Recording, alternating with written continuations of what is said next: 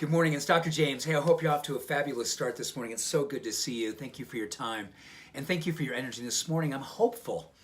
In fact, I pray that over these next 3 minutes, you and I make a deep connection in a place that I believe we need to spend more time in, and that is in the common humanity of what it means to be an activist.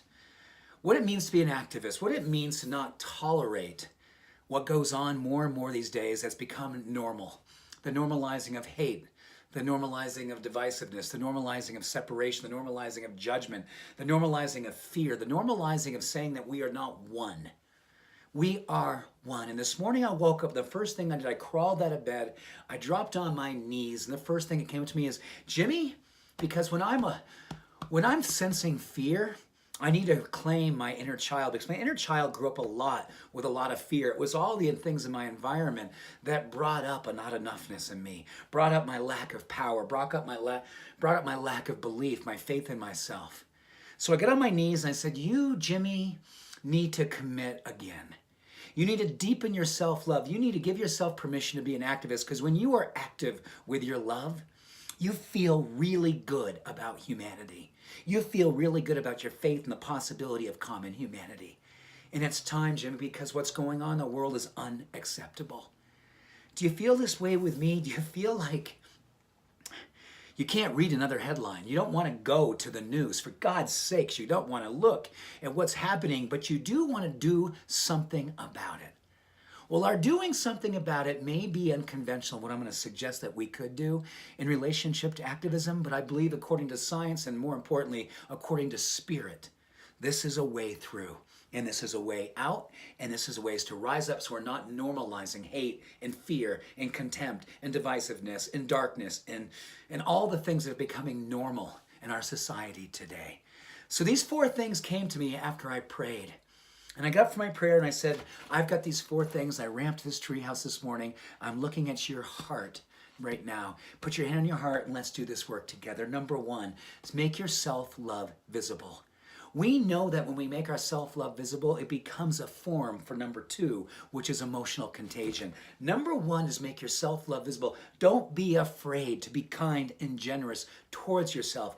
Carry yourself with a level of reverence and love and compassion, because that will absolutely unlock the fear and the disconnect that we have with other human beings. This is the closest way, and we can absolutely see in emotional contagion the way neurochemically we are all one, and that neurochemical is a pathway to the heart.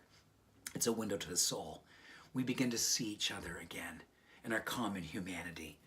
The third thing is moral elevation, and that is simply that when we are a vehicle for this kind of connection, for this willingness to be that outrageous, that openness, that beautiful, that courageous with our love, it actually becomes a hopeful mechanism. And every good study on connection and movement making says that hope is the number 1 move maker. Altruism, meaning you do it for reasons bigger than you. You're not afraid to love yourself that big. You're not afraid to stand in the fire and hold common humanity in your heart and be an activist for that kind of love. Because when you do that, moral elevation, which science tells us is a raising of altruism, when we all start to understand it's not about me, it's about we. It becomes the global community. We all start to see each other again with compassion and openness and love. And when you walk out in the world today, when you get up and you get up from this video this morning, like I'm getting up right now, and you say to yourself, okay, I'm getting ready to go out this door. And I'm going to go out in the world. You know what? It's easy to do the kumbaya when we're sitting here in the treehouse. And believe me, it's easy for me to talk about this. And you know what? The real work is out there. Are you willing, like me, to go out there and put your hand on this knob? You have your metaphor of your knob. You've got a knob that you're going to leave. You're going to go outside in the world and you're going to go, what would love do now? What would a fearless heart do right now? How would you show up in common humanity? How would you disrupt mediocrity? How would you allow yourself, when you're feeling excited right now, and I'm feeling excited, I'm feeling inspired, I'm feeling fearless, and I go out in the world, and you know what? Someone could try to dim your light. And that someone is saying to you, I'm going to try to dim your light. And you go, you know what? I'm going to outlove your darkness. I'm going to actually raise my light. I'm going to raise my love.